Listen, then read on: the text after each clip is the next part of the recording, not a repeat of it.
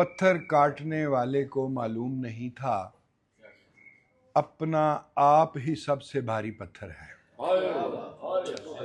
جسم کا پتھر کٹ جائے تو رستہ بہتر کٹ جاتا ہے۔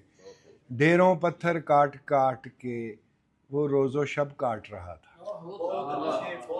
اس کو یہ معلوم نہیں تھا اس کا بیٹا پھٹی ہوئی پوشاک میں چھپ کر ایسا مرمر کاٹ رہا ہے جس کے کٹتے ہی زنجیریں کٹ جاتی ہیں۔ جو کہتا تھا سارے رستے اپنے اندر سے آتے ہیں، راہیں کھولو، پتھر کاٹو، اپنا آپ تراشو۔ تم اپنی تعظیم کے رخ سے دیکھ کے دیکھو، تم اونچے ہو اور خداؤں والا پربت نیچا ہے۔